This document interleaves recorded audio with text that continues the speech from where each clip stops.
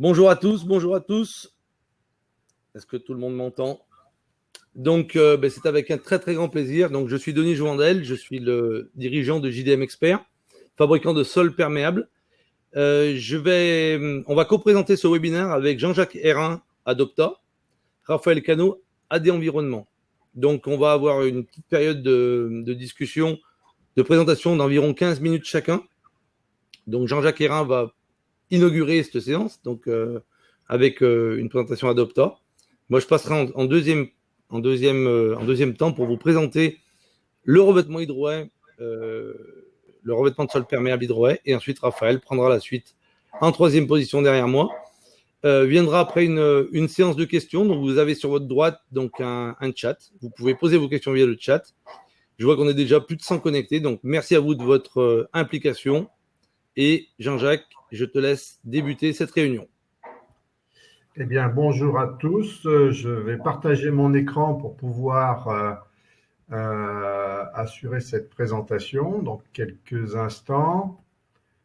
Voilà. Est-ce que tout le monde voit l'écran partagé? C'est bon. C'est tout bon. Voilà. Donc, encore une fois, bonjour à tous et merci à cette forte présence à ce webinaire. Il y a un retour d'écho, là, je ne sais pas s'il est possible de corriger ça. Voilà, apparemment oui. Alors, donc, je vais commencer par me présenter. Donc, je suis le président de l'association type loi 1901 qui s'appelle Adopta, association pour le développement opérationnel et la promotion de ce qu'on appelle encore les techniques alternatives en termes de gestion des eaux pluviales, donc alternative pour l'alternative aux tuyaux. Et donc, on appelle ça aujourd'hui beaucoup plus normalement accepté par les agences de l'eau, mais même porté par les agences de l'eau, ce qu'on appelle aujourd'hui la gestion durable et intégrée des eaux pluviales. Voilà, ça commence à être un petit peu une longue histoire maintenant. Donc, Adopta est né il y a un peu plus de 25 ans maintenant. De la volonté d'un territoire, la région de Douai, donc dans le département du Nord, à 35 km de Lille, de vouloir changer de politique de gestion des eaux pluviales parce que confronté à des problèmes d'inondation. Voilà, d'inondation, saturation des réseaux d'assainissement. Et ça, c'était il y a 30 ans et création donc de l'Adopta en 1997 maintenant.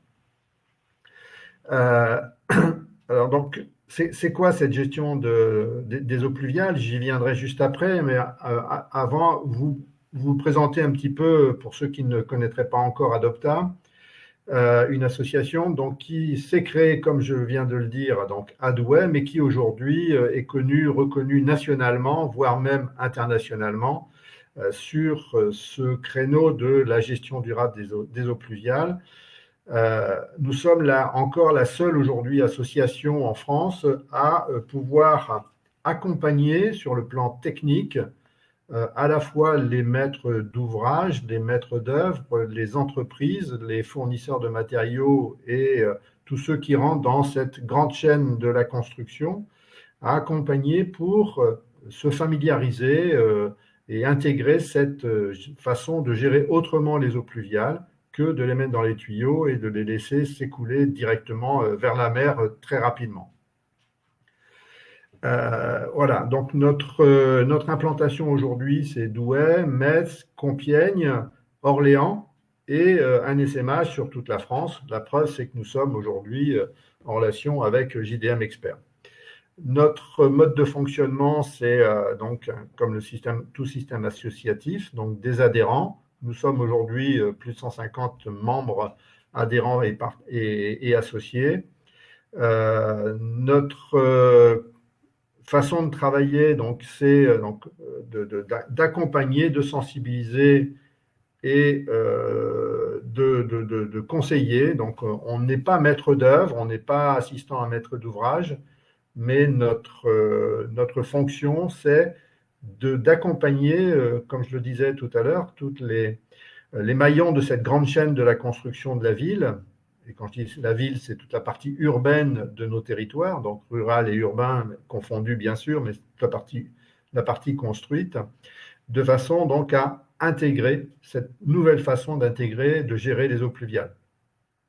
J'ai pour habitude de dire que le métier d'assainissement, eh bien, il change radicalement puisque le principe de base aujourd'hui, c'est de faire en sorte que ce ne soit plus le service public de gestion des eaux pluviales qui soit amené à gérer les eaux pluviales, mais que ce service public soit amené à faire aux autres, à tout porteur de projet, à prendre en compte cette gestion des eaux pluviales. Voilà. Donc c'est une révolution culturelle puisque de technicien, le service assainissement devient finalement un communicant, un aide à faire. Voilà. Donc alors, bien sûr, il doit continuer à maîtriser la technique, mais il doit aussi être quelqu'un qui doit être un entremetteur, quelqu'un qui arrive à persuader de faire autrement. La gestion des eaux pluviales aujourd'hui, c'est une problématique d'aménagement du territoire et non plus un problème technique de tuyaux. Voilà, c'est vraiment tout à fait essentiel. Voilà. Et donc, juste faire un petit peu d'historique par rapport à cette politique pour rappeler, pour expliquer que tout ce qu'on a fait jusqu'à présent, on ne l'a pas mal fait. On l'a fait parce que ça devait répondre à des problématiques particulières. Et ces problématiques, c'est quoi? Eh bien, il faut rappeler qu'au milieu du 19e siècle, là, vers 1850, pour faire très simple, eh bien, on meurt de maladies liées à l'eau. Il y a des épidémies de choléra très importantes qui font de très nombreux morts. À titre indicatif, sur Paris, c'est sur une année, c'est 20 000 morts sur une population de 750 000 habitants. C'est plus de 100 000 morts en France.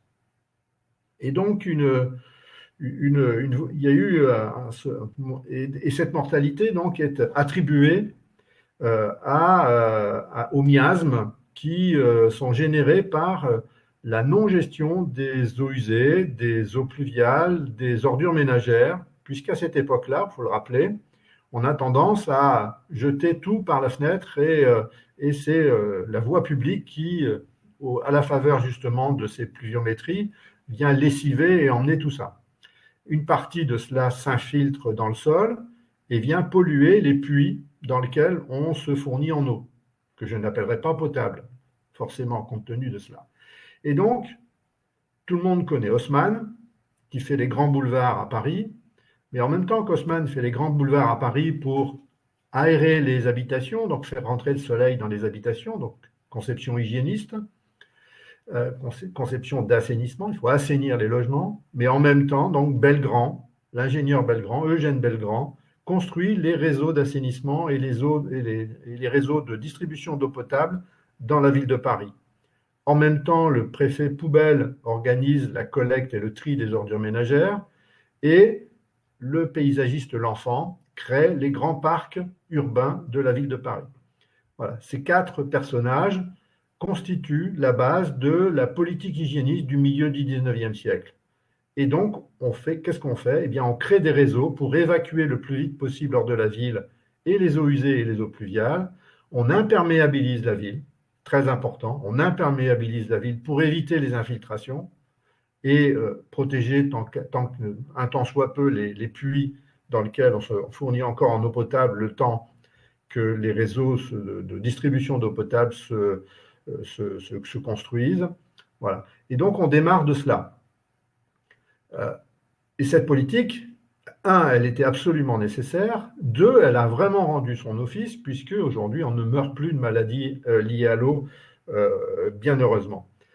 Sauf qu'aujourd'hui, comme au milieu du 19e siècle, on est face à une autre problématique, voilà, très importante, qui monte très fortement, c'est le besoin de s'adapter au changement climatique.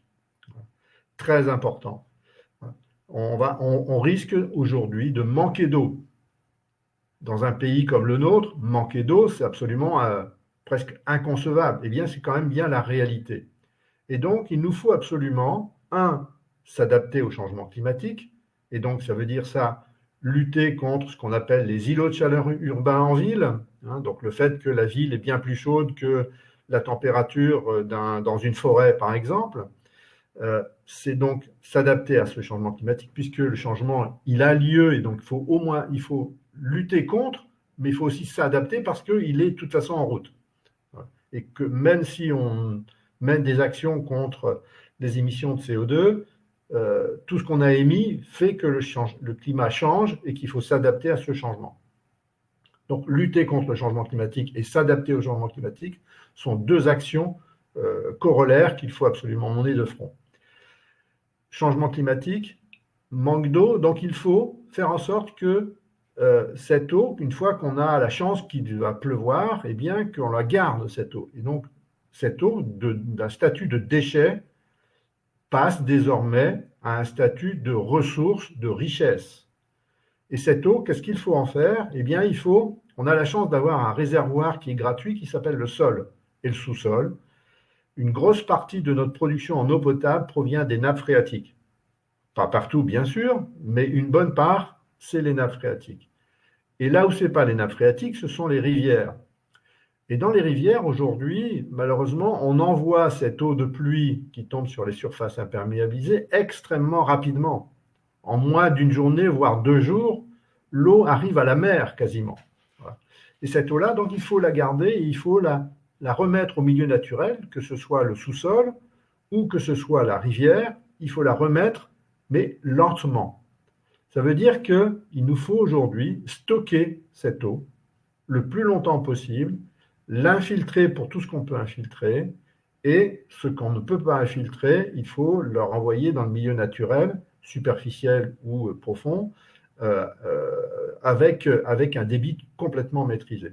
Donc cela permet donc à la fois de lutter contre les problèmes d'inondation, parce que ce qui est quand même terrible aujourd'hui à faire comprendre à la population, c'est que à la fois on a des inondations et on manque d'eau et on a des sécheresses très importantes. Donc il nous faut revisiter complètement cette politique, garder l'eau, en faire une richesse, l'utiliser pour verdir la ville, pour rafraîchir la ville vis-à-vis de ce qu'on appelle donc les îlots de chaleur urbains. Donc on voit bien qu'il faut modifier en profondeur nos politiques, notre façon d'aborder cette gestion des eaux pluviales, le regard que l'on porte à ces eaux pluviales, qui, encore une fois, ne sont plus un déchet, mais une richesse, une ressource, et qu'il faut donc gérer sur place. Et donc, ce que l'on va faire, c'est qu'on va utiliser toutes les fonctions de la ville, de l'urbanisation, pour en même temps lui demander, chaque fonction, eh bien, de gérer en même temps les eaux pluviales. Je m'explique. Je fais un espace vert parce que je veux verdir la ville, parce que je veux de l'espace vert, etc. Eh bien, en même temps, je vais demander à cet espace vert de gérer les eaux pluviales. Ça devient une noue, un jardin de pluie, une mare, etc. Je veux une route parce qu'on a besoin de route, on a besoin de parking, on a besoin de trottoirs. Eh bien, cette route, ce parking, ce trottoir deviennent des structures réservoirs. Donc, c'est la structure de la chaussée, du parking, du trottoir qui devient un bassin tampon et qui va me permettre de stocker cette eau, de l'infiltrer pour la partie que je peux infiltrer, ou, si je ne peux pas tout infiltrer, de la stocker, de la renvoyer à petit débit, en plus de l'infiltration qui reste toujours possible, quoi qu'il arrive. Donc, on peut au moins gérer une petite partie par infiltration. Voilà 2 exemples. Les toitures, eh bien, les toitures deviennent des toitures végétalisées de façon à pouvoir garder cette eau, avoir une fonction d'évapotranspiration, donc de rafraîchissement de la ville, et donc d'amélioration de la gestion de ces eaux pluviales. Voilà pour vous présenter un petit peu le schéma. Et donc cette politique-là, aujourd'hui, elle doit être complètement généralisée, à la fois lorsqu'il y a de l'urbanisation nouvelle, supplémentaire, mais si je n'applique cette politique que dans ce cas-là, je ne fais que éviter d'aggraver la situation, je n'améliore pas la situation. Et donc il nous faut aujourd'hui l'appliquer également sur l'urbanisation existante et à chaque fois que la ville se transforme. Or, la ville, en moyenne, en France, se renouvelle sur elle-même de l'ordre de 1% par an. Ça veut dire que en 10 ans, je peux avoir amélioré de 10% la situation, ce qui, en termes hydrauliques, de lutte contre les inondations, de performance des systèmes d'assainissement par temps de pluie, c'est particulièrement important. Donc on voit bien tout l'intérêt, tout le bénéfice que l'on peut obtenir de cela, parce qu'en plus, quand on le fait en même temps que la ville se transforme, eh bien en fait, on se rend compte que les coûts sont des coûts masqués. Ce sont des coûts qui ne coûtent pas plus cher que si on gérait classiquement les eaux pluviales. Et donc, c'est du gagnant-gagnant à tous les niveaux, et donc il faut absolument appliquer ça. Alors, pour appliquer ça, on fait appel à une boîte à outils, voilà, que l'on a pris aujourd'hui l'habitude de définir en 3 catégories de cette boîte à outils, donc un ensemble d'outils, clairement, ces outils qui coûtent le moins cher, qui ont le plus de fonctions supplémentaires, c'est ce qu'on appelle toutes les solutions fondées sur la nature. C'est-à-dire toutes les solutions qui vont utiliser du verre. C'est pour ça que l'encadré est bien évidemment mis en verre. Ce sont toutes les solutions qui vont permettre de faire appel au végétal, notamment pour utiliser les eaux pluviales, rafraîchir la ville, infiltrer une partie des eaux pluviales, donc participer à la recharge des nappes phréatiques, et en plus donc apporter des aménités positives à la ville, donc du paysagement plus agréable, de l'absorption d'une partie de pollution, les îlots de chaleur urbains qui sont réduits, etc. Donc tout à fait important. Mais on ne peut pas verdir la ville partout, bien évidemment. J'ai oublié bien sûr les toitures végétalisées dans cette catégorie-là. Et donc, on va faire appel à une deuxième catégorie de solutions qui sont tous les revêtements perméables. Et c'est dans ce sens où l'Hydroway de JDM Expert rentre complètement dans cette gamme de produits et dans l'intérêt de ces produits.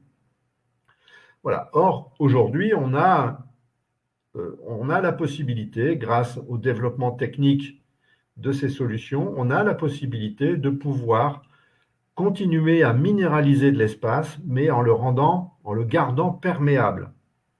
Ça, c'est très important puisque les surfaces au sol, aujourd'hui imperméabilisées, c'est quasiment les 2/3 des surfaces construites. Vous avez 1/3 de bâtiments et donc de toitures, et vous avez en gros 2/3, si j'enlève la partie espace vert, les 2/3 restants sont des surfaces imperméabilisées que l'on peut donc aujourd'hui concevoir en système perméable. Voilà. Donc ça, c'est très important et je reviendrai un petit peu là-dessus juste après. Et troisième catégorie, c'est que quand on a des contraintes techniques, des encombrements divers et variés, des contraintes de trafic, de risque de pollution accidentelle, que sais-je, eh bien là, on va utiliser d'autres solutions qui sont aussi des solutions donc complémentaires, qu'on appelle donc ouvrage enterré, où on va un peu plus concentrer l'eau pour l'infiltrer, pour la stocker d'abord, l'infiltrer pour ce qu'on peut infiltrer, et le cas échéant, évacuer l'excédent, mais avec débit contrôlé. Voilà. Donc ce panel de solutions tout à fait important. 3 catégories, je les rappelle, solutions fondées sur la nature d'abord, parce que ce sont les moins chers, les revêtements perméables, et les revêtements perméables, alors, soit dit en passant, sont extrêmement importants parce que, ils permettent de générer des économies à la base.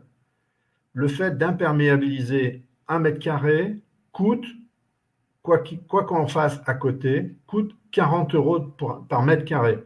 Le fait de devoir évacuer de l'eau, de mettre un bout de tuyau, une grille, un avaloir, une bouche d'égout, etc., eh bien, ce coût-là, ramené à 1 mètre carré, c'est 40 €.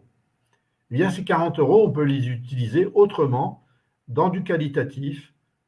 Voilà. Et donc, on voit bien qu'on peut gérer autrement les eaux pluviales sans générer des surcoûts, à condition de réfléchir globalement et de réfléchir en termes de coûts globaux.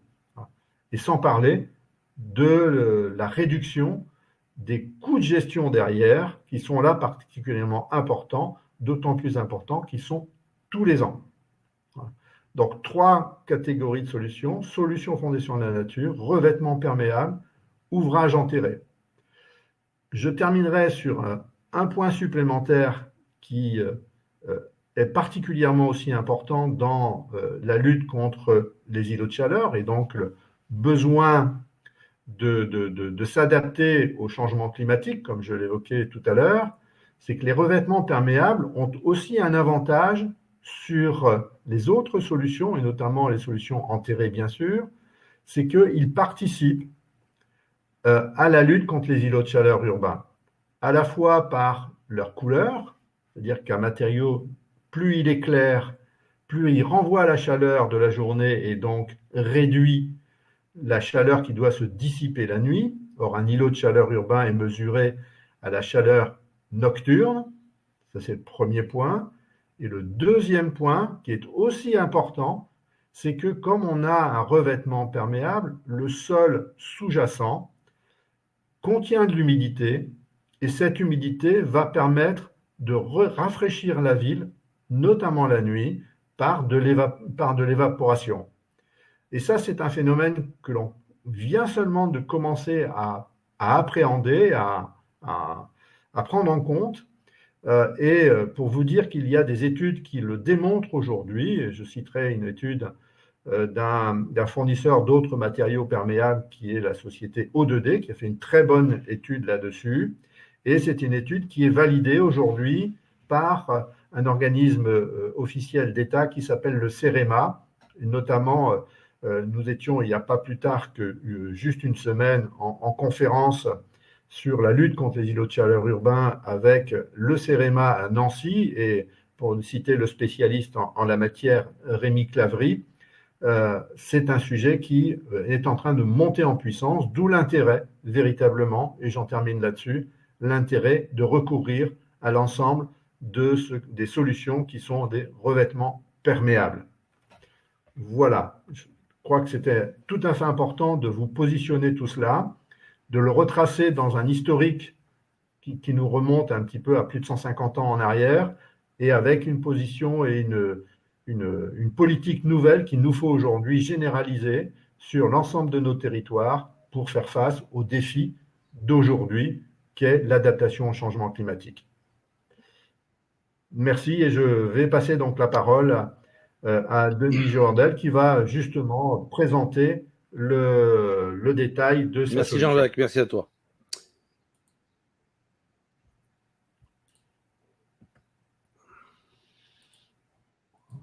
Alors,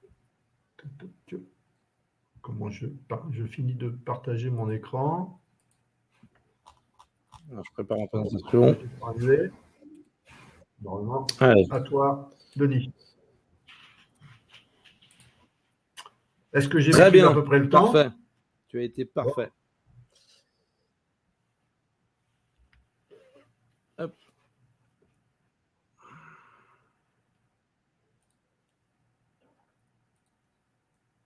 Pardon.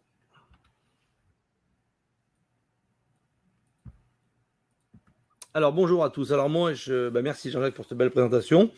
Donc, moi, je vais vous présenter donc, une des alternatives. Donc, comme disait Jean-Jacques, il n'y a pas que des... Donc, on peut désimperméabiliser avec du pavé drainant, avec plein de choses, avec des nouveaux végétalisés.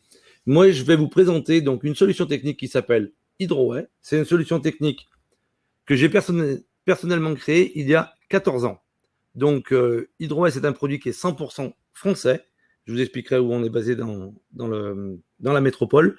Et on a un recul d'à peu près 5,5 millions de mètres carrés de matériaux mis en œuvre. Donc, Hydroway, ce qu'il faut savoir déjà, c'est que c'est un revêtement hybride. C'est un revêtement hybride entre un enrobé et un béton. Il aura des spécifications différentes.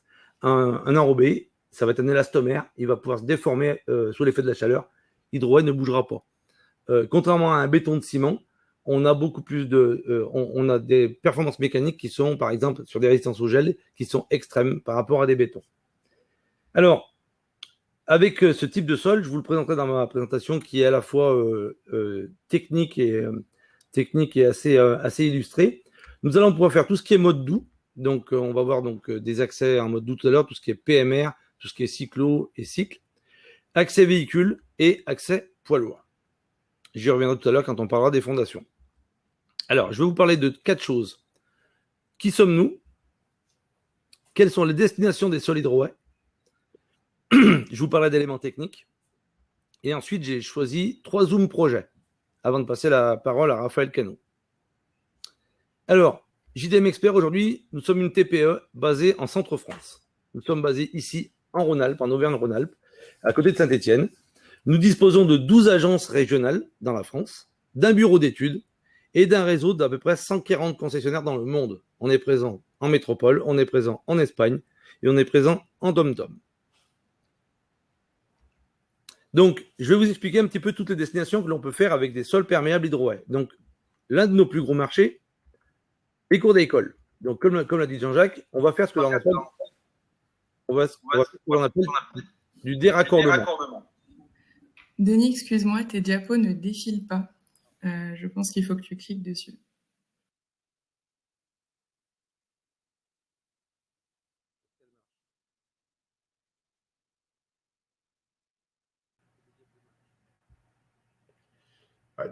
Ton micro doit être désactivé. Est-ce que le diaporama fonctionne? On est toujours sur la première slide. Je vous demande pardon.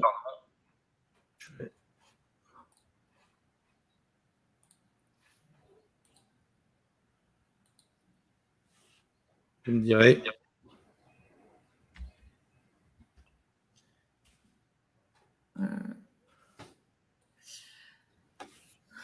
Non, sinon c'est de cliquer une par une sur le côté. Sinon. Bon, voilà. Bon, allez, on va faire simple. Donc alors, l'un de nos marchés principaux, les cours d'école. Donc les cours d'école, on va, comme l'a dit Jean-Jacques tout à l'heure, on va faire baisser la température des cours d'école. On va venir déposer des enrobés, par exemple noirs ou d'autres types de revêtements imperméables, et on va faire du déraccordement. Donc la cour d'école est un gros marché pour nous. Vous voyez, par exemple, on a la cour des Blaquières à Grimaud, les Cergy-Pontoise ou des groupes scolaires. À noter que l'on peut peindre sur ce type de revêtement. Le mode doux, on en parlait tout à l'heure. Le mode doux est un gros marché aussi pour nous. Vous avez sur le côté gauche la Via Rona qui est faite en puits, donc 1800 mètres carrés de trottoir. Le pédibus à Vesoul aussi a été fait en hydro-ouais. L'avantage, c'est qu'on est sur une pose à plat, sans aucune pente. On est sécuritaire et, comme je vous le disais tout à l'heure en titre, on est PMR. Les cimetières. Les cimetières, pareil. Alors là, dans les cimetières, on va surtout chercher le côté zéro phyto. Parce que dans un sol hydro-ouais, l'herbe ne pousse pas au travers d'un sol hydro-ouais. Et surtout, on est carrossable VL et PL. Par exemple, quand on va venir livrer une cuve pour créer une sépulture, on peut circuler aisément avec un poids lourd jusqu'à 26 tonnes sur un sol perméable hydro-ouais. Un autre marché qui est le marché des EHPAD. Dans la création, par exemple, de jardins thérapeutiques, d'espaces de vie extérieurs. Pareil, on a une planéité au sol, des sols perméables, vu que l'eau va transiter de haut en bas, nous n'avons pas besoin de pente ou de gérer des déclivités de sol. Sur la partie circulatoire, donc là, vous avez 2 parkings à l'écran qui sont un parking à Chaumont et un parking à Montfaucon. Celui de Montfaucon, celui qui est en haut à droite de l'écran, date de 2009. Donc, c'est un parking qui a 12 ans, qui est un parking communal où des véhicules circulent tous les jours dessus. Donc, une grande résistance au roulement et on a une non-concentration des eaux. Ça veut dire qu'on ne va pas concentrer les eaux de pluie du parking, on va les infiltrer. Alors, j'ai mis entre parenthèses la pollution. Donc, souvent, une question nous est posée, quid de la pollution? La goutte d'huile qui va tomber au travers du sol hydro-ouais va descendre dans le sol et va se diluer avec les effets d'orage. Nous allons pouvoir faire aussi donc, des squares.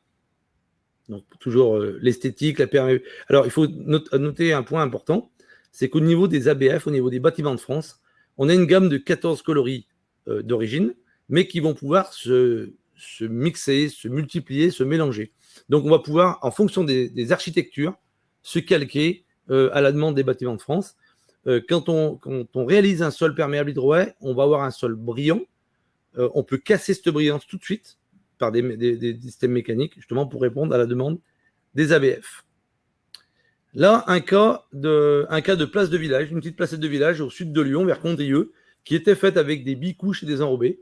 Et la volonté de l'équipe dirigeante, justement, c'était de rafraîchir un petit peu tout ça. Et on a déraccordé 600 mètres carrés, justement, au marché aux fleurs. Alors maintenant, sur un plan technique, tout à l'heure, Jean-Jacques en a parlé, on va créer des structures réservoirs. Donc un sol hydroé, aujourd'hui, se pose sur un support GNT, sans aucune pente, et on évite les concentrations des eaux. C'est un petit peu comme sur un iceberg. Le sol perméable, ça sera la face visible de l'iceberg. La fondation, ça sera la phase invisible, mais ça sera la phase la plus importante du système. Je vous ai mis un petit document. Il faut savoir qu'aujourd'hui, un sol hydroé, quand on va venir poser un sol, un revêtement perméable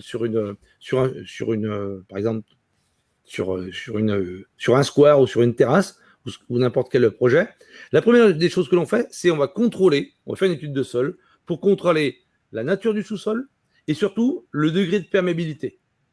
Pour information, un sol hydroé est perméable à 10-3.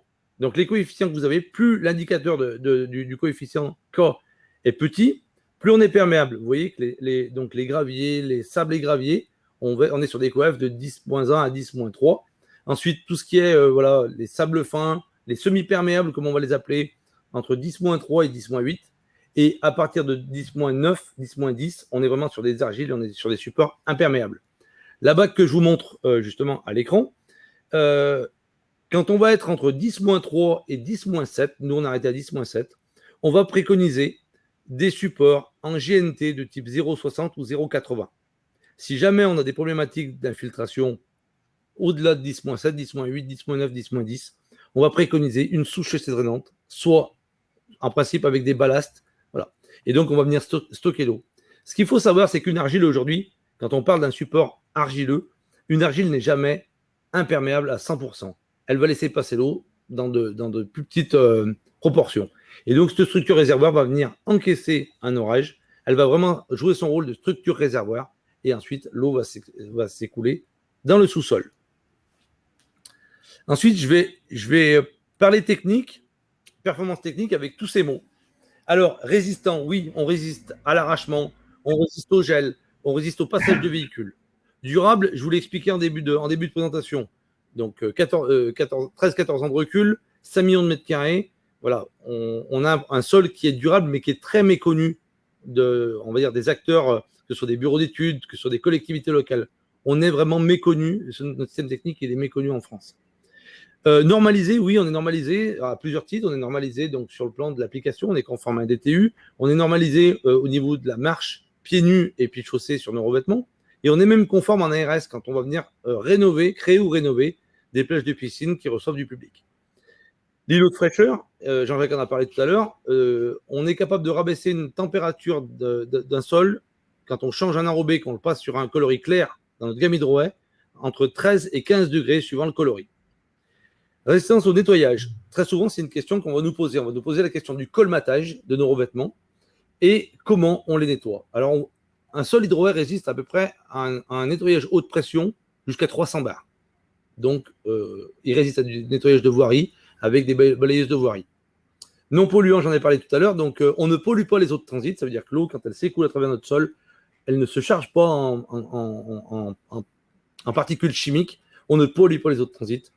Et recyclable, il faut savoir qu'aujourd'hui, on est recyclable en fin de chaîne. Ça veut dire que si on doit déposer un sol hydroé, on va venir le broyer et il est constitué à 97% avec de la pierre, avec des calcaires ou avec des marbres, et on va venir le passer en grave GNT pour faire comme des bétons recyclés, pour les passer en recyclage. Maintenant, je vais passer sur les Zoom projets. Je vais vous parler j'ai pris 3 Zoom projets. Le premier, c'est un lotissement que l'on a fait à Besançon. Donc ça, vous avez un article de presse dans le Grand Besançon. Et là, ce lotissement est intégré à 100% en gestion d'eau pluviale. Ça veut dire que et les voiries de circulation et les modes d'eau, tout a été fait en sol perméable hydroé. Il y a à peu près 1000 m² sur ce chantier-là. Et tout à l'heure, Jean-Jacques parlait de coûts de réseau d'environ 40 € du mètre carré. Et bien là, on a juste démontré au maître d'ouvrage, on a fait les plus et les moins, et on lui a démontré économiquement que ça ne coûterait pas plus cher de mettre un sol perméable sur ces voiries du lotissement que de faire du tout tuyau, de mettre un bassin d'orage, de sacrifier une parcelle de terrain pour gérer les eaux. Un autre Zoom projet, alors celui-là il est un petit peu plus conséquent. Là on est sur de la débitumisation, on est à Léa Nature, on est à Périgny dans le 17, dans les Charentes-Maritimes. C'est un projet qui a été mené avec l'agence de l'eau Loire-Bretagne. Et là on est sur le parking, alors je suis désolé mais la vidéo devait vous montrer l'état du parking. 5000 m² de revêtements enrobés ont été enlevés, remplacés par des sols hydro-haies en 2 coloris. Un coloris pour signaler les voies piétonnes. On est sur le parking des ouvriers de la nature et on est venu, il y a à peu près 400 véhicules qui roulent sur ce parking tous les jours. Donc ça vous prouve aussi un petit peu la durabilité du revêtement. Donc il résiste au trafic routier sans problème. Alors on n'en est pas à faire des autoroutes, c'est pas ce que je veux dire. Mais là, 400 véhicules jour, le revêtement remplit très bien sa mission. Et là, donc, je vais arriver sur mon dernier Zoom projet, avant que je passe la parole à Raphaël Cano. Donc ça, c'est une cour d'école. Donc là, on est sur un article de presse dans Var Matin. Une cour d'école, donc c'est la deuxième cour d'école qu'on fait pour la commune de Grimaud. C'est la cour d'école des Migraniers. L'équipe dirigeante avait déjà une école hydro-haies, en cours hydro-haies, et a voulu en faire une deuxième. Donc là, on a déraccordé 2000 m² dans cette cour d'école. Et comme vous le voyez, là, on a le maire qui fait une démonstration des capacités d'absorption de ce revêtement. Mais le marché de travaux était conséquent, d'environ 300 000 euros. Et l'agence de l'eau Corse-Rhône Méditerranée a accompagné la ville de Grimaud à hauteur de subventions relativement importantes. Mais là, maintenant, je vais passer la parole à Raphaël Cano, qui va vous expliquer un petit peu sa mission. Merci, Denis. Alors, je vais mettre en place mon partage d'écran.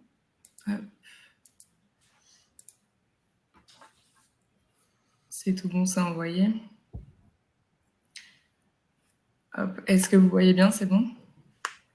Oui, ok, bon. Super. Est-ce que ce serait juste possible de couper vos micros, parce qu'il me semble que ça peut faire des échos quand je parle. Merci beaucoup. Alors du coup, donc bonjour à tous. Moi, c'est Raphaël Cano, donc référente gestion des eaux à AD Environnement. Et j'entame cette troisième et dernière partie qui consiste à vous présenter comment est-ce qu'il est possible de financer son projet lorsque l'on veut mettre en place une gestion alternative des eaux pluviales et quelles sont les étapes clés pour le préparer. Alors, juste avant de rentrer dans le vif du sujet, quelques mots sur AD Environnement. Donc, nous sommes un bureau d'assistance technique et de stratégie environnementale dont notre objectif, c'est d'accompagner nos clients et nos partenaires à améliorer leur performance en environnement sur divers sujets. Donc, ça peut être aussi bien sur des risques sanitaires, la prévention des pollutions ou bien encore sur la gestion des eaux. En gestion des eaux, notre approche, ça va être d'aider nos clients à maîtriser toutes leurs eaux sur leur site ou sur leur projet, que ce soit en eau potable, en rejet d'eau usée ou bien encore sur la gestion de leurs eaux pluviales, qui est bien entendu notre sujet du jour. Les eaux pluviales, aujourd'hui, on sait que c'est un sujet qui est prépondérant dans l'instruction des dossiers au niveau réglementaire et environnement. Aujourd'hui, on se rend compte qu'on n'a plus une seule demande d'urbanisme qui est acceptée si vous n'avez pas considéré ou si vous n'avez pas envisagé des solutions pour la gestion des eaux pluviales. Donc, pourquoi c'est devenu aussi important? Bien parce que les eaux pluviales, on parle bien sûr d'un enjeu important. Comme l'a dit tout à l'heure Jean-Jacques, on a toujours fait une politique de rejet tout au réseau. On a eu une augmentation de l'intensité des épisodes pluvieux et couplé à cela, une imperméabilisation des surfaces, alors qui tend peut-être à diminuer, mais qui est toujours présente. Ce qui a pour conséquence dans notre quotidien, c'est que nos réseaux aujourd'hui sont saturés, ce qui entraîne aussi du ruissellement sur les surfaces et peut entraîner par la suite des inondations, et qui limite en fait le retour de la ressource en eau à son milieu naturel. Donc on a en quelque sorte cassé le cycle de l'eau. Ce qui revient aujourd'hui à un objectif que l'on retrouve un peu partout dans nos politiques, c'est de reconnecter et de refaire ce cycle de l'eau au plus proche de ce qu'il est à l'état naturel. Donc ça passe par la désimperméabilisation des surfaces, par l'infiltration de l'eau dans le sol, ou alors parfois même de la réutilisation des eaux pluviales. Et comment ça se met en application aujourd'hui? Vous avez deux solutions, ou deux méthodes plutôt. Vous avez soit les obligations réglementaires qu'on connaît bien à travers nos documents d'urbanisme, donc que ce soit PLU, PPR, zonage pluvial. Et vous avez la deuxième solution qui est une politique plus d'incitation pour inciter les acteurs à agir dans ce sens de la gestion intégrée des eaux pluviales. Et ça passe bien sûr par le soutien et le financement de projets. Et c'est sur ce point-là que je vais m'attarder tout de suite, c'est sur les possibilités de subvention que proposent les agences de l'eau aujourd'hui pour ces projets. Donc un rapide rappel sur ce que sont les agences de l'eau. Ce sont des entités étatiques qui dépendent de plusieurs ministères. Leur objectif, c'est de maintenir et d'assurer une bonne gestion de la ressource en eau à l'échelle de leur grand bassin hydrographique. Donc, en France métropolitaine, vous en avez 6. Vous avez donc 6 agences de l'eau. Chaque agence de l'eau a son schéma directeur qui est élaboré pour 6 ans et qui fixe des objectifs de maintien et de préservation de la qualité de l'eau sur son territoire. Donc, en ce moment, elles sont toutes dans le schéma directeur entre 2019 et 2024. Associées à ces schémas directeurs, elles ont des programmes de mesure, c'est-à-dire les actions concrètes qu'elles vont pouvoir mettre en place pour atteindre leurs grands objectifs. Et donc aujourd'hui, toutes les agences de l'eau sont dans un 11e programme de mesure qui sont à peu près tous structurés autour de ces 3 grands objectifs, alors formulés aussi plus ou moins de la même manière, ça peut varier selon les agences.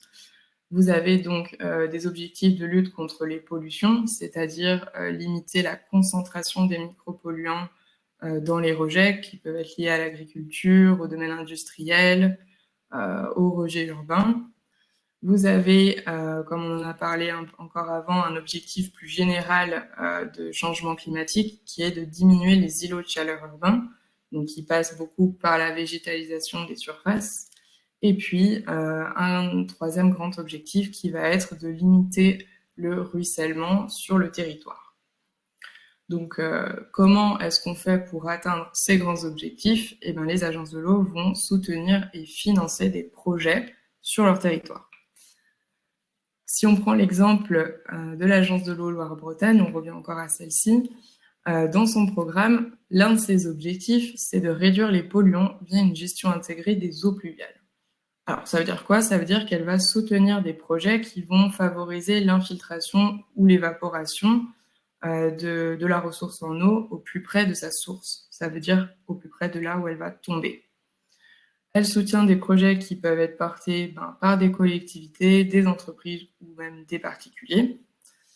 Et surtout, elle soutient des projets qui vont mettre en œuvre des solutions. Alors là, on est plutôt sur des solutions, comme disait Jean-Jacques sur sa boîte à outils, des solutions dites naturelles, donc chaussées drainantes.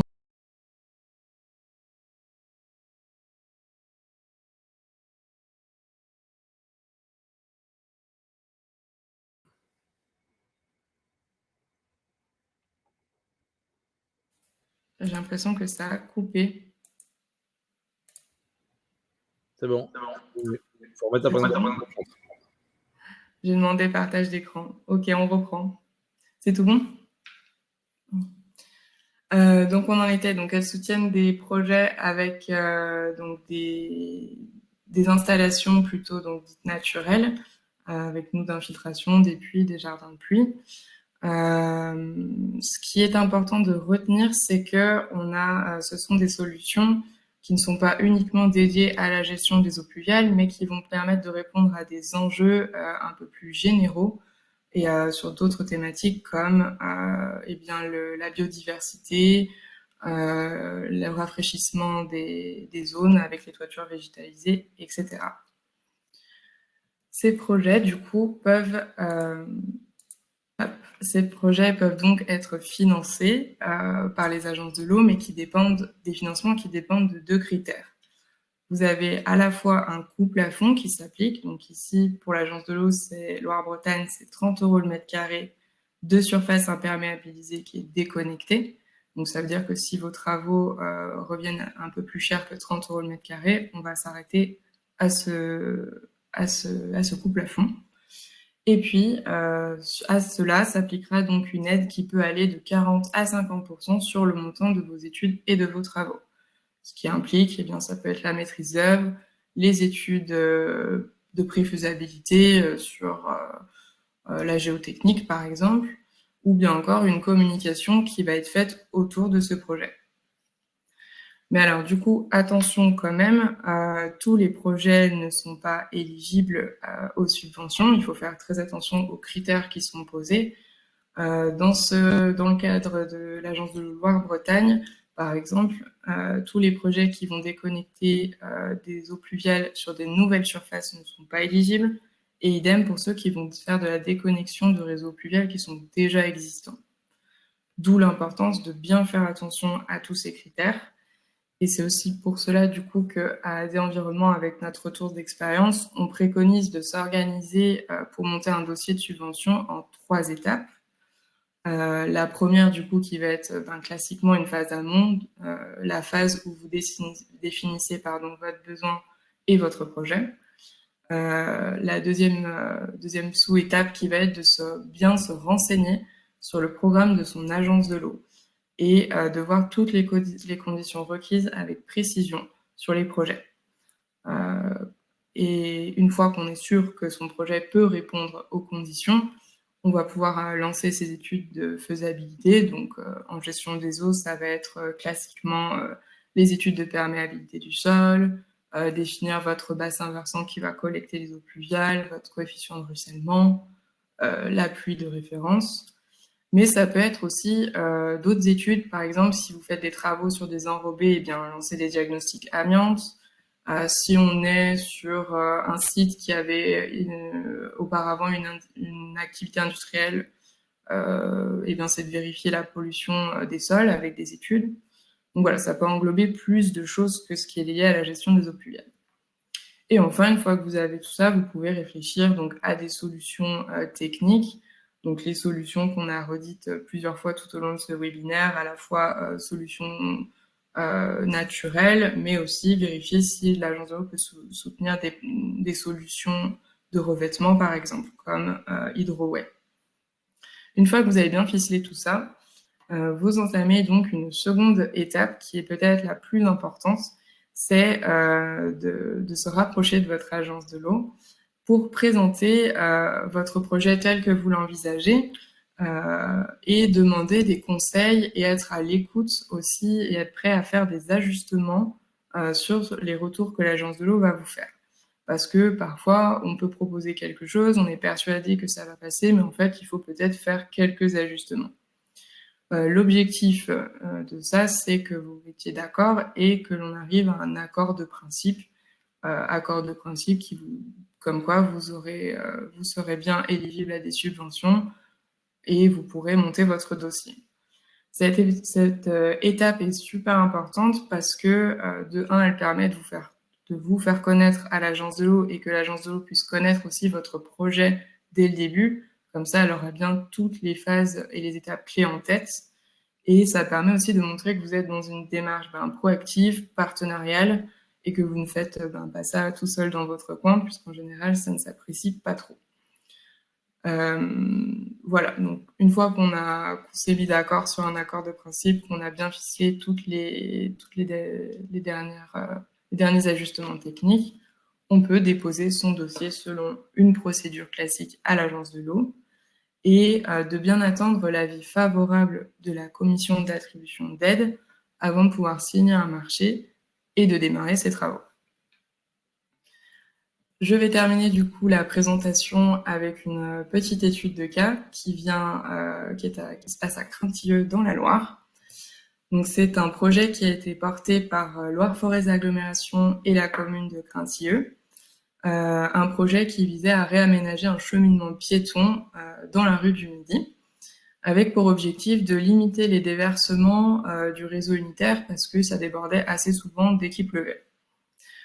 Alors, comment ils s'y sont pris? Eh ben, ils ont réaménagé avec des noues des fossés, donc aménagement naturel. Ils ont fait des structures poreuses pour le stationnement, donc des dalles alvéolaires que vous voyez à droite sur la photo, et mise en place de 2 jardins de pluie.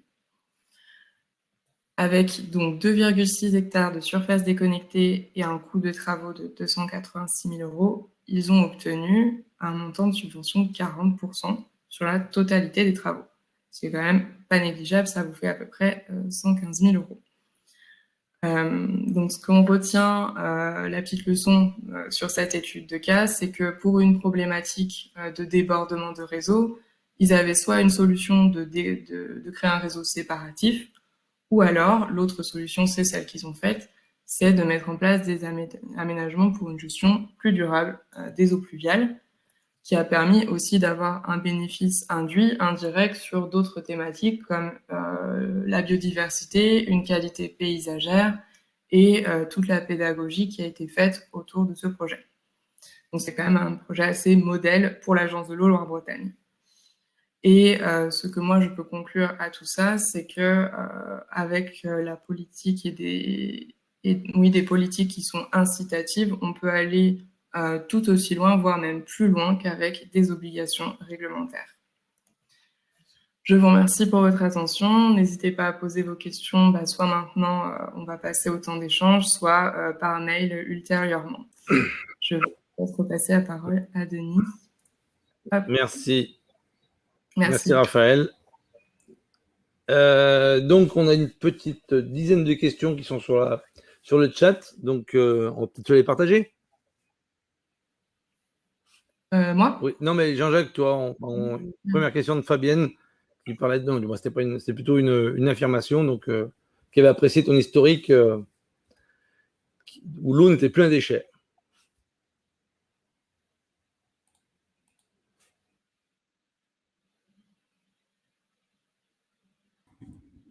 Ah, on t'a perdu, Denis? Oui. C'est bon, tu es là? Il faut que je mette mon micro pour répondre. Oui, effectivement, on va se battre pour avoir de l'eau et donc, quand on a la chance d'en avoir, il faut absolument la garder sur place. Et donc, comme je le disais, la meilleure façon de la stocker, c'est d'utiliser un réservoir qui nous est gratuit, qui s'appelle le sol. Voilà. Alors, je sais bien que ce n'est pas forcément possible toujours dans tous les cas, mais c'est au moins en partie, comme Denis le disait, au moins on peut gérer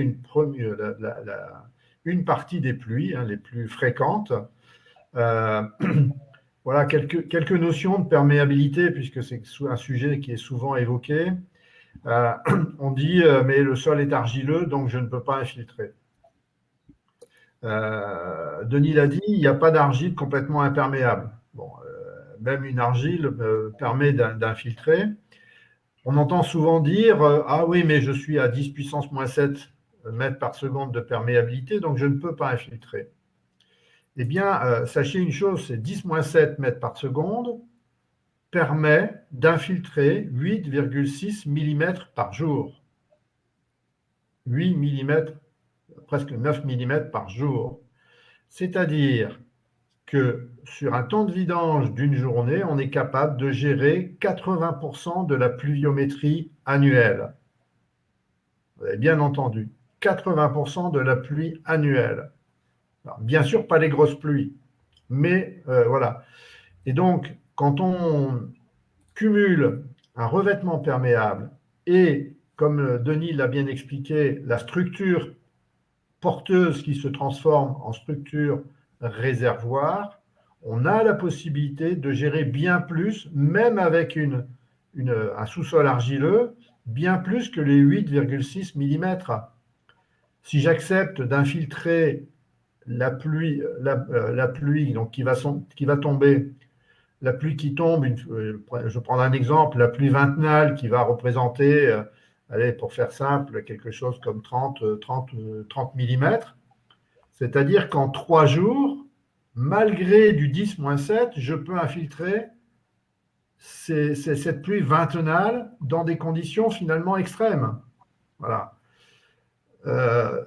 le revêtement perméable n'est jamais en cause dans un problème de saturation. Denis l'a évoqué, 10-3 mètres par seconde de perméabilité du revêtement, c'est l'équivalent, parce qu'il faut le traduire en heures, comme ça parle beaucoup plus, c'est 3,6 mètres de hauteur d'eau à l'heure. Voilà, c'est-à-dire plus de 3 fois la pluviométrie globale annuelle en 1 heure.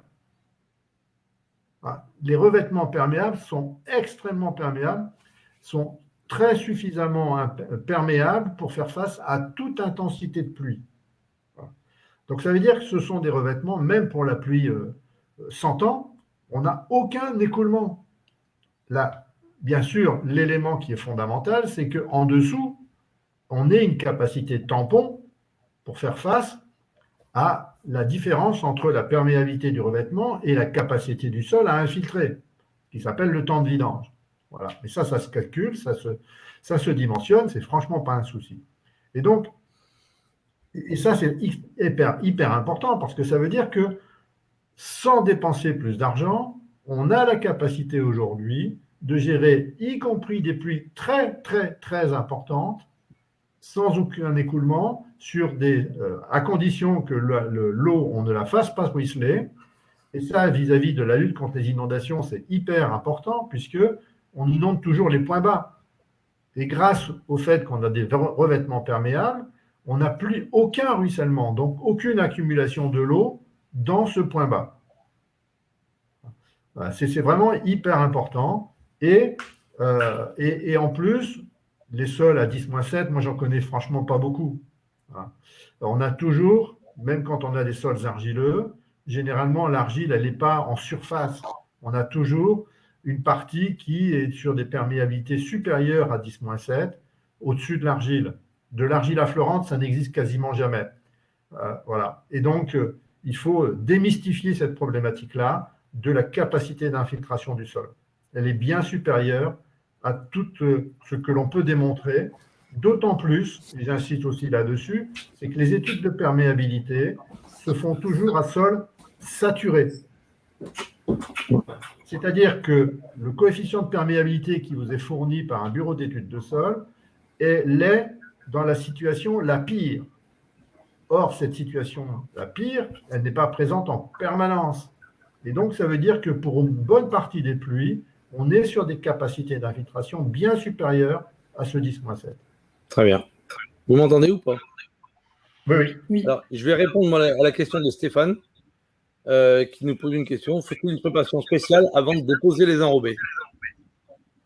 Alors, je vais prendre l'exemple d'une cour d'école. Par exemple, quand on veut enlever un enrobé et poser un sol perméable hydro-rouet, donc je l'ai dit tout à l'heure en présentation. Premièrement, ce que Raphaël a dit aussi, on va contrôler les HAP. On va contrôler déjà le type d'enrobé que l'on va déposer, à savoir s'il est amianté ou non amianté, pour savoir comment on va le recycler. Donc ça, c'est la première des choses. Deuxième des choses, on va regarder ce que l'on a en support et on va, comme vient de dire Jean-Jacques, étudier est-ce qu'on a un 10-7, 10-8, 10-5. Et en fonction de la portance du sol, de la nature du sol et de la perméabilité, on va se référer à des abacs. Ça veut dire, par exemple, si je fais un carottage dans un enrobé d'une cour d'école, que j'ai un 10-5 avec une grave GNT en dessous, il me suffit juste d'enlever la couche d'usure, la couche enrobée, effectuer un reprofilage, me mettre à la cote de préparation à moins 3 cm des sols finis, et ensuite je fais mon sol hydro-rouet. La question d'après, tu pourrais répondre sur le colmatage. Je sais que tu y réponds très bien. Le colmatage, je pense qu'une partie de la réponse est dans ce que je viens d'évoquer. Quand on a affaire à des perméabilités superficielles, donc sur les revêtements perméables à 10-3, c'est-à-dire que même colmaté à 90%, on a encore la possibilité d'infiltrer 360 mm à l'heure. 360 mm à l'heure, c'est-à-dire toutes les capacités de pluie qui peuvent nous arriver.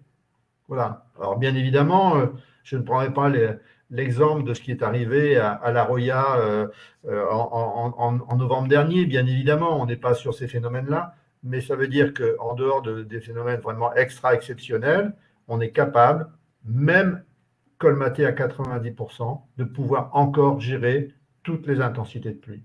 Bon. Voilà. Alors, j'ai une question de Boris qui demande si on peut, les gens peuvent avoir le diaporama. Oui, pas de problème. On a vos adresses mail. Vous aurez les diaporamas des 3 présentations.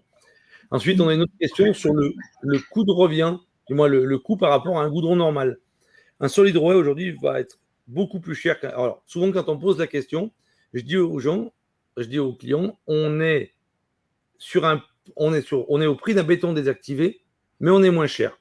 Là, en prix purement en mètre carré, on va être sur des prix qui vont osciller entre 55, 60, 65, 70 euros, peut-être des fois. Ça dépend des coloris et les surfaces. Mais par contre, on va s'affranchir de toute la partie réseau, qui n'est pas compris dans le prix mètre carré du béton désactivé. Alors, la question de Fabienne sur les autoroutes, non, pas encore. Je ne pense pas qu'on soit encore prêt à faire des autoroutes avec des solides rouets. Les cours d'école, par contre, vous avez tout à fait raison, on est en plein dedans. Sur la nature du liant, alors, on est sur un liant polymère. Donc, on est sur un liant qui est complètement neutre sur le plan environnemental. Par contre, aujourd'hui, on est en train de développer des liants complètement environnementaux, donc sur ce qu'on appelle des liants biosourcés. Donc là, il y a une nouvelle version de l'hydroet qui va arriver dans les mois à venir, mais par contre, avec laquelle on ne pourra faire que du mode doux. On ne peut pas, avec des liants organiques ou des liants biosourcés, on ne pourra pas faire de circulation de véhicules. Donc, voilà. Mais on travaille sur ce type de projet. Oui, pour compléter donc, ce que Denis vient de dire sur les coûts, je rappelle ce que j'ai dit tout à l'heure, hein, c'est que si on est en méthode de gestion traditionnelle des eaux pluviales, c'est-à-dire évacuation, donc collecte, évacuation, je le redis, c'est à minima 40 euros du mètre carré. Et donc, quand on veut comparer un enrobé classique avec effectivement des produits revêtement perméable, on est sur, effectivement, en termes de fourniture mise en œuvre, sur un surcoût par rapport à de l'enrobé classique. L'enrobé classique, c'est de l'ordre de 15 à 20 euros. Voilà. Je prends les 15 euros minimum, je prends le minimum au niveau des prix que Denis vient d'évoquer, 55 euros. Le différentiel, c'est 40 euros. Mais ces 40 euros, c'est le prix que vous devez mettre dans les tuyaux et les bouches d'égout, les grilles à valoir que vous devez mettre en œuvre. Avec comme conséquence de ces 40 euros, que vous transférez sur un aval qui est déjà saturé, le fait de gérer ces eaux pluviales que vous évacuez. Donc vous générez là du surcoût supplémentaire en termes d'impact, en termes de coût de gestion, en termes de coût d'investissement, puisqu'il faut redimensionner les réseaux. Voilà. Et donc on voit bien que cette gestion locale a la condition de raisonner globalement, c'est-à-dire c'est quoi mes impacts quand je fais quelque chose sur un aval, sur un amont, etc. Eh bien, on voit que c'est moins cher. Avec tous les bénéfices supplémentaires d'évapotranspiration, de rafraîchissement de la ville, de projets beaucoup plus qualitatifs, etc. etc. Voilà. Donc, c'est vraiment très important de bien prendre ça en considération.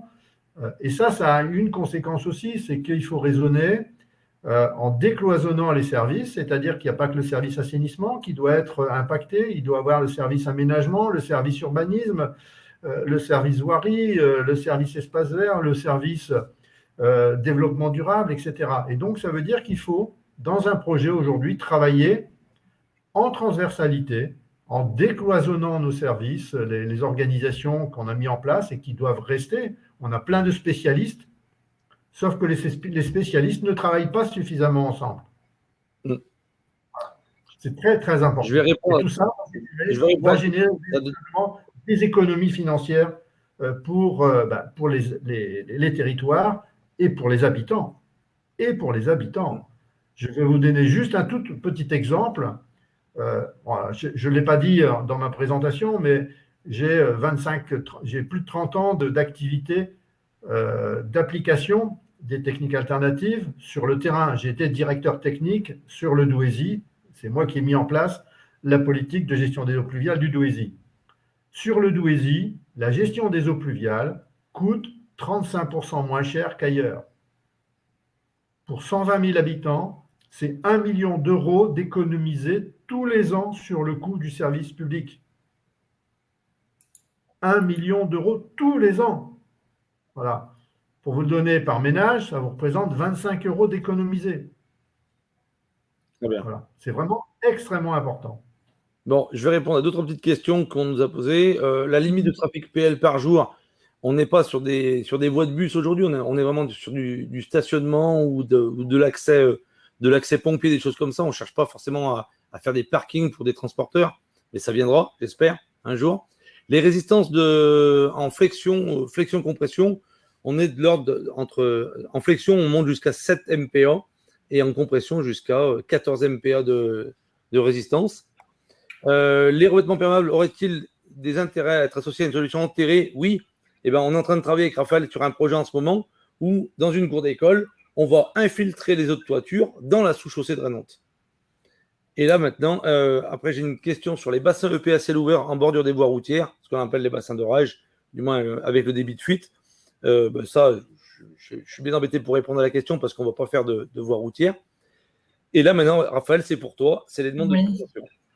Alors oui, tout ce qui est donc la demande de subvention se fait-elle au même moment que le dépôt du dossier loi sur l'eau? Alors c'est bien 2 démarches différentes. Et pour optimiser vous au moment de commencer vos travaux, l'idéal, c'est d'avoir à la fois le récépissé de votre déclaration de dossier loi sur l'eau et à la fois l'attribution de l'agence de l'eau qui va pour les subventions. Mais ce sont 2 démarches parallèles. Après, il y en avait une autre sur le coût de cette assistance au montage dossier loi sur l'eau. C'est au cas par cas, donc je vais pas pouvoir vous donner un chiffre net aujourd'hui. Ça va dépendre de la taille de votre projet, vos délais aussi.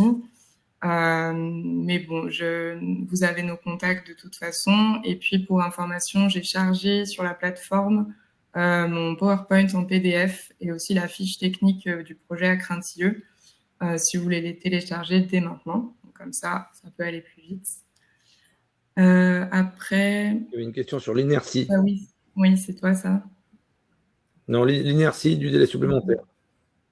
Ah oui, on est plus loin. Alors, du coup, pour l'inertie, il n'y en a pas vraiment. Les seules contraintes de délai, c'est la fréquence à laquelle il y a des commissions dans les agences de l'eau, les commissions d'attribution d'aide. Je sais par exemple qu'en Rhône Méditerranée Corse, ils font ça tous les mois. Donc du coup, après, si votre projet suit bien les 3 étapes, en parallèle par exemple de vos études également, je ne pense pas que ça impactera en termes de délai. Mais du coup, l'important pour vous, c'est de bien contacter l'agence de l'eau dès le début pour que vous puissiez être en phase au moment où vous voulez démarrer vos travaux.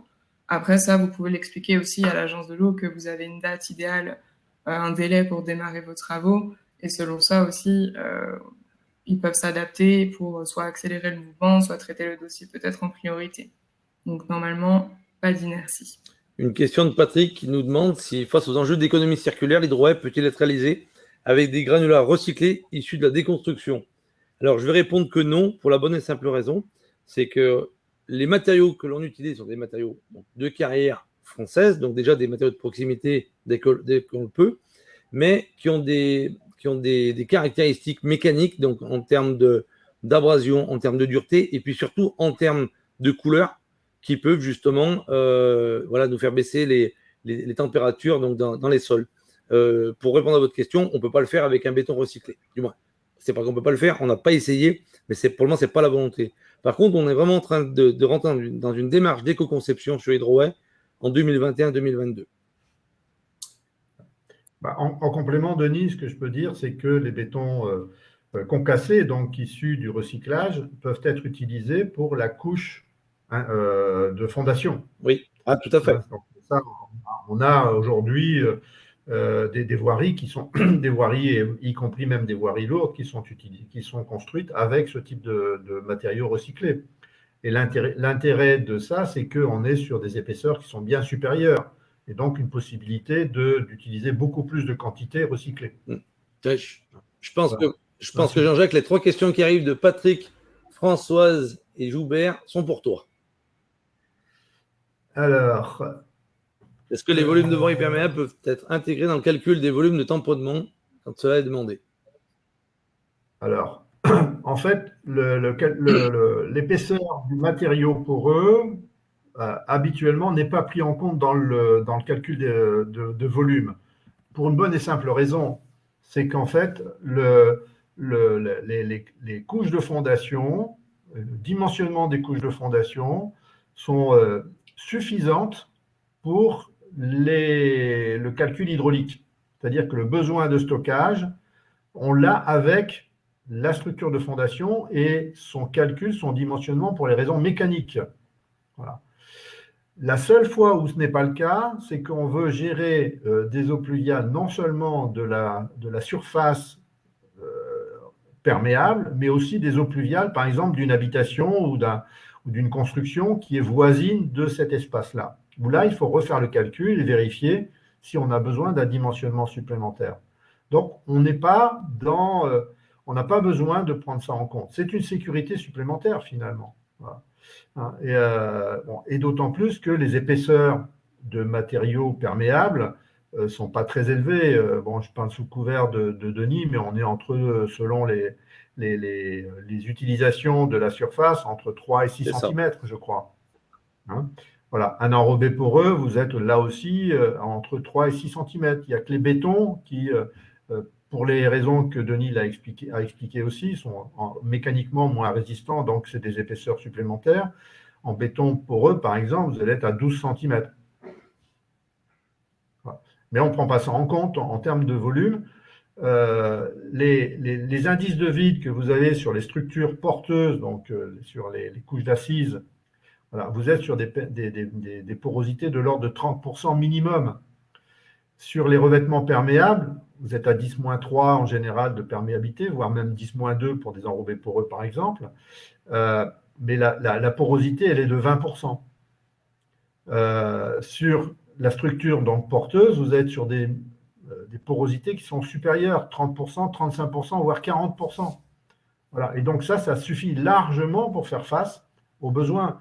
Je vais vous prendre le cas d'une chaussée à structure réservoir. Votre structure porteuse va faire de l'ordre de entre 40 et 60 cm selon le type de trafic. 40 cm, je vous prends le minimum avec un indice de vide de 30%, ça vous permet de stocker 120 mm d'eau. 120 mm d'eau. Voilà. C'est-à-dire bien plus que l'orage centenal. Voilà. Donc, on n'a pas besoin de prendre finalement cette épaisseur qui est plus faible du revêtement perméable dans le calcul. Tu vois, Jean-Jacques, il y a une question de Françoise. Il y a souvent un préjugé sur ces revêtements, que ce soit des sols comme le nôtre ou les enrobés poreux, sur l'encrassement et l'obturation. Et là, elle nous pose la question, est-ce que l'on devient moins perméable? Alors, encore une fois, je veux dire, nous, on a alors, de l'hydroway, on n'a pas 25 ans de recul encore. Denis, tu l'as dit, c'est 14 ans, mais c'est déjà quand même 14 ans, donc c'est déjà beaucoup. Sur les enrobés poreux, notre retour d'expérience est de plus de 25 ans aujourd'hui, même 27 ans pour les plus anciens sur la région de Douai. Donc, on sait de quoi on parle. Voilà. Et encore une fois, un enrobé poreux, c'est 2 cm secondes, c'est 7 mètres d'eau à l'heure qu'on peut infiltrer. Donc, même colmaté à 99%, vous n'avez pas de ruissellement. Voilà. Et donc, le décolmatage, je ne vais pas dire que c'est pour se faire plaisir ou pour se sentir en sécurité, mais c'est vraiment extraordinaire de devoir le faire. Voilà. Pour autant, ça se fait. On a la possibilité de le faire, les engins existent, les coûts, on les connaît, vous pouvez aller vous renseigner auprès de nous pour qu'on puisse vous accompagner là-dessus. Je vais vous donner un point de repère. Un décolmatage tous les 20 ans, si tant est qu'on soit obligé de le faire au bout de 20 ans, c'est 2 € du mètre carré. C'est-à-dire que par rapport à un enrobé de maintenance sur un enrobé classique, c'est le même prix. Voilà. Donc, on n'est pas sur des surcoûts, on est sur des coûts tout à fait identiques par rapport à des classiques. Il ne nous reste pas beaucoup de questions. On a une question sur les impacts hydroway sur les végétaux existants. Alors, ils sont que bénéfiques, hein, pour vous répondre. Je vais répondre à Antoine. Quand on va mettre des matériaux imperméables autour de massifs végétalisés, si l'eau ne va pas dedans, on va appauvrir la végétation. Et là, on va hydrater, notamment sur les systèmes racinaires au niveau des arbres. L'eau va aller directement vers les arbres et on va limiter le système racinaire. Tout à fait. Ce que Denis vient d'évoquer, donc le fait de participer à l'hydratation de la végétation environnante est très, très important. Nos sols urbains sont complètement desséchés par le fait qu'on a imperméabilisé les sols. Voilà. Et la végétation, elle a vraiment finalement beaucoup de chances d'arriver à survivre l'été, en période de canicule, de sécheresse, sauf que la végétation qui arrive à résister, elle ne bénéficie en rien au rafraîchissement de la ville l'été. J'ai fait l'expérience visuelle sur Paris, par exemple, où sur les grands boulevards, tous les platanes avaient perdu 50% de leurs feuilles, et le peu de feuilles qui restaient, elles étaient complètement rabougries, c'est-à-dire que leurs stomates, les organes de respiration des feuilles, étaient fermés, et donc il n'y avait plus aucune évapotranspiration. C'est-à-dire que la végétation en place, elle résiste à la canicule, mais elle ne bénéficie en rien au rafraîchissement de la ville. Le fait de perméabiliser nos sols va permettre de les hydrater et donc d'apporter un peu plus d'eau à la végétation qui va du coup pouvoir évapotranspirer et rafraîchir la ville. Ce cumul des revêtements perméables et de végétalisation de la ville sont deux éléments complémentaires indispensables. Très bien. Raphaël, je te laisse répondre à Nicolas et à Baptiste, et puis je clôturerai avec la dernière question de Nathalie. Oui, j'ai 3 petites questions auxquelles je peux répondre. Pour donc la mise en place d'un zonage pluvial, est-ce qu'il peut être accompagné par une agence de l'eau? Oui, il me semble, surtout c'est quand même à vérifier, mais j'ai déjà vu ça. Donc, je confirme, oui. Oui. Je confirme, oui. Oui. Ok, super.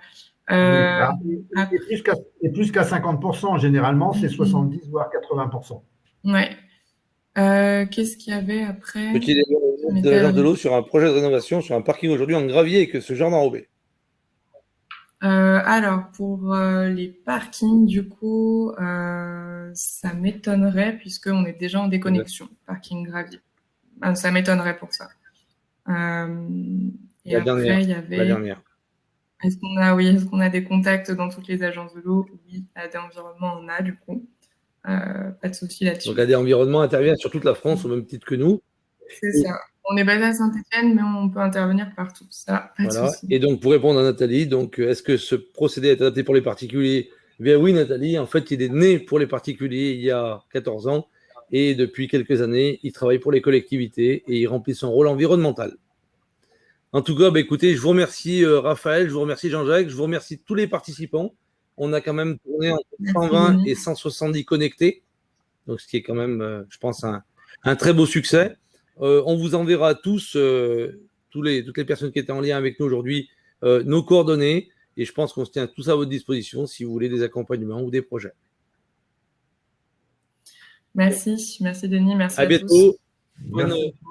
Merci de cette Jean-Jacques, fidélité. à bientôt. Raphaël, à très bientôt. Merci à vous. Au revoir. À bientôt. Au revoir.